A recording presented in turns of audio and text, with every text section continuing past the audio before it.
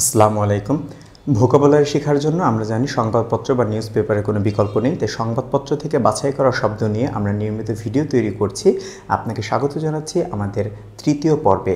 আমরা গত দুটি পর্ব করেছি এবং গত দ্বিতীয় পর্ব, যে পর্বটি গতকাল আমরা আপলোড করেছিলাম, সেই পর্বে আমরা দেখিয়েছিলাম আমাদের মাদক বিরোধী একটি অভিযানের উপর একটি রিপোর্ট হয়েছিল, যেখানে স্বরাষ্ট্রমন্ত্রীর বক্তব্য ছিল এবং আমাদের কিছু হিউম্যান রাইটস কর্মী যারা ছিলেন তাদেরও বক্তব্য ছিল। তার উপরে ভিত্তি করে আমরা শব্দগুলো ব্যাখ্যা করেছি এবং দেখিয়েছি কিভাবে এগুলো সহজে মনে রাখা যায়। আজকে আমরা এপিসোড 3-তে সেইটারই বাকি কিছু অংশ নিয়ে আমরা আলোচনা করব। চলুন দেখে নিই সেই শব্দগুলো। প্রথমে দেখেন লেখা আছে স্পেয়ার। স্পেয়ার শব্দের অর্থ কি? স্পেয়ার শব্দের অর্থ হলো ছাড় দেওয়া। স্বরাষ্ট্রমন্ত্রীকে যখন জিজ্ঞেস করা হচ্ছিল যে সরকারের দলের সদস্যরা বা এরকম কেউ ছাড় পাবে কিনা, তিনি বলছিলেন যে না, আমরা কাউকে ছাড় দিব না।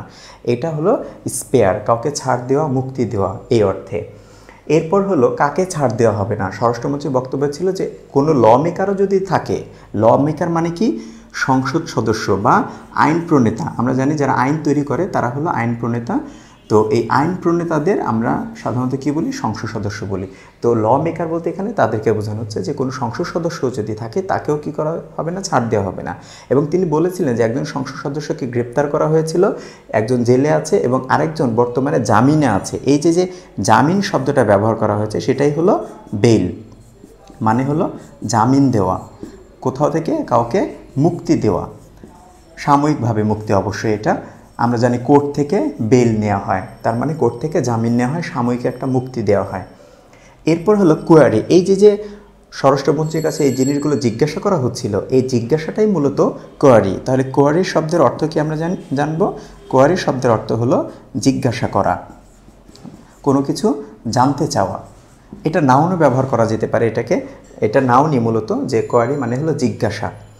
এরপরে কথা হলো যে এই যে যারা ল মেকার, তারা যেখান থেকে নির্বাচন করে সেই নির্বাচনী এলাকা, আমরা পত্রিকায় মাঝে মাঝে শুনি নির্বাচনী এলাকা বা দেখি, সেই নির্বাচনী এলাকার ইংরেজি হলো কনস্টিটিউয়েন্সি।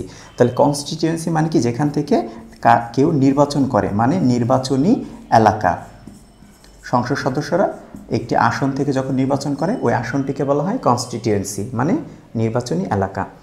এরপরে দেখেন লেখা আছে anti narcotic drive. Anti narcotic drive মানে কি? আমরা জানি অ্যান্টি মানে বিরোধী, নার্কোটিক গত পর্বে আমরা দেখেছি মাদক, আর ড্রাইভ মানে কি? ড্রাইভ মানে চালানো।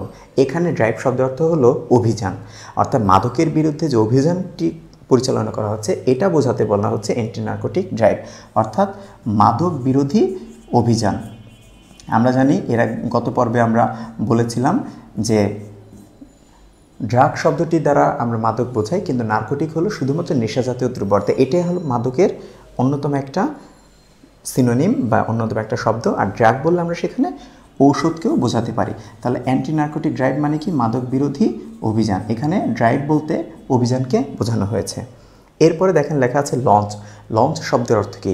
লঞ্চ মানে হলো আমরা জানি বড় নৌকা, সেটাও লঞ্চ, কিন্তু এখানে লঞ্চ মানে হলো এই যে মাদক বিরোধী অভিযান এটি শুরু করা হয়েছে, কোনো কিছু অভিযান শুরু করা বা কোনো কিছু আনুষ্ঠানিকভাবে শুরু করা, এটাকে বলা হচ্ছে হলো লঞ্চ। আমরা জানি কিছুদিন আগে বঙ্গবন্ধু স্যাটেলাইট কি করা হয়েছিল?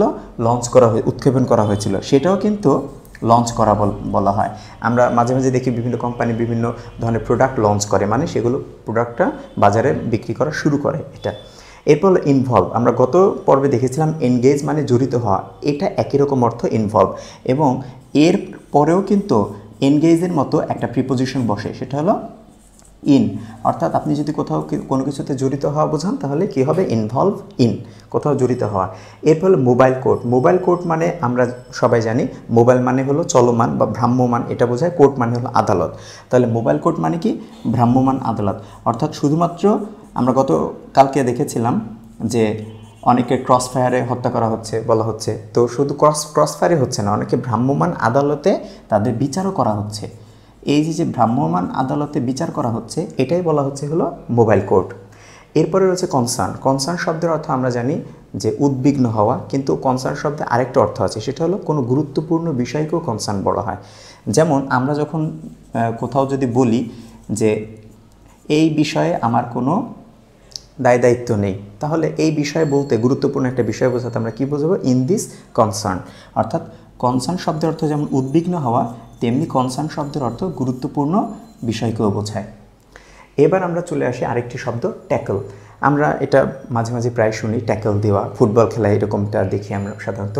এই ট্যাকল দেওয়া মানে কি? ট্যাকল দেওয়া হলো মোকাবেলা করা, অর্থাৎ এই যে আমাদের মাদক বিরোধী মাদক ব্যবসায়ীরা আছে তাদেরকে মোকাবেলা করার কথা বলা হচ্ছে এখানে এই ট্যাকল শব্দটা দ্বারা। তাহলে ট্যাকল শব্দের অর্থ কি? মোকাবেলা করা অথবা কাউকে আয়ত্তে আনা, এরকম কিছু, বা নিয়ন্ত্রণ করা। কন্ট্রোল শব্দের অর্থটা আমরা এটাকে এখানে ব্যবহার করতে পারি। এরপরে সুন্দর একটি শব্দ হয়েছে মিনেস। মিনেস শব্দটার অর্থ হলো হুমকি দেওয়া। এই যে মাদক বিরোধী অভিযান চলছে, এটার একটা অভিযোগ আছে এরকম যে পুলিশ বিভিন্ন ভালো মানুষকে তারা মানে হুমকি দিচ্ছে যে টাকা পয়সা চাঁদা না দিলে ক্রস ফায়ারে দিয়ে দিবে, এরকম। এটা বোঝানোর জন্য আমরা এখানে আমাদের পত্রিকায় এই মিনেস শব্দটা ব্যবহার করা হয়েছে। তাহলে মিনেস শব্দের অর্থ কি?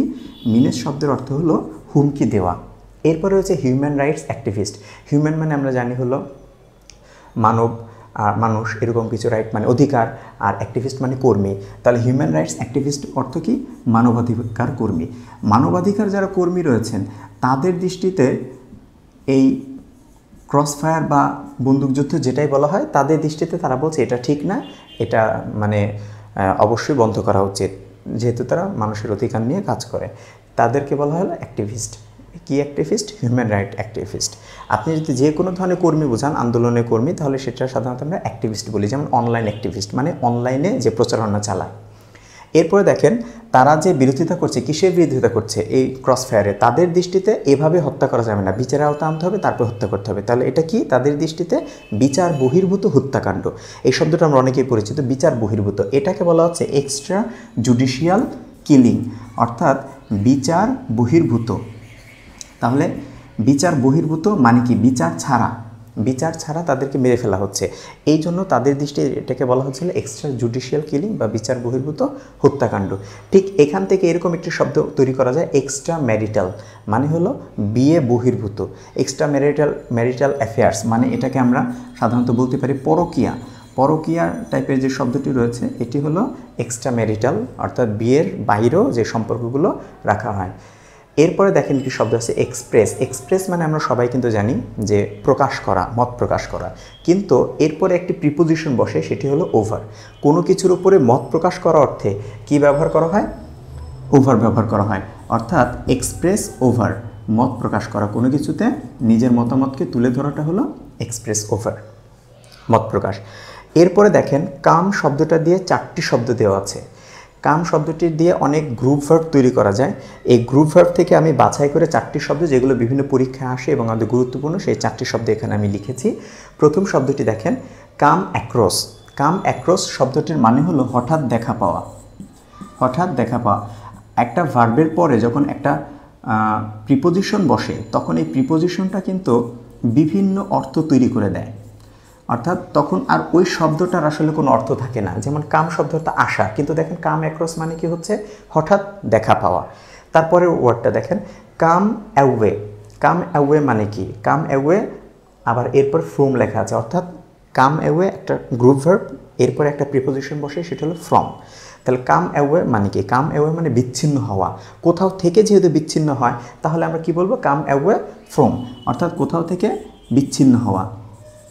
যেমন কেউ যদি কোনো দল থেকে বিচ্ছিন্ন হয়ে যায়, তাহলে আমরা তাকে কি বলবো? যে কাম অ্যাওয়ে ফ্রম অমুক দল, এরকম। আচ্ছা, এরপরে দেখেন লেখা আছে কাম ফ্রম। এইটা অনেক সময় পরীক্ষা আসে। কাম ফ্রম মানে হলো জন্মগ্রহণ করা।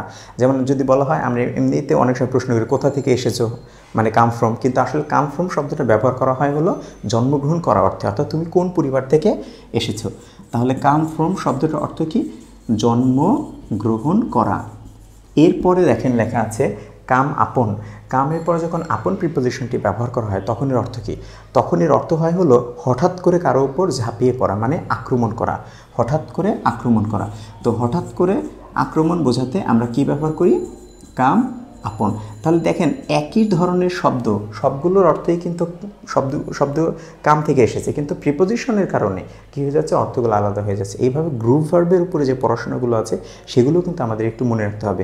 আমাদের ভিডিওগুলোর মাঝে মাঝে আমি অবশ্যই এরকম কিছু গ্রুপ ভার্ব নিয়েও আপনাদের সাথে আলোচনা করব। আজকের মতো এটুকুই। দেখা হবে আগামীতে এপিসোড 4-এ কোনো এক পত্রিকার আর্টিকেল থেকে নতুন কিছু শব্দ নিয়ে। আজকের মতো এটুকুই। ভালো থাকবেন সবাই। আল্লাহ হাফেজ।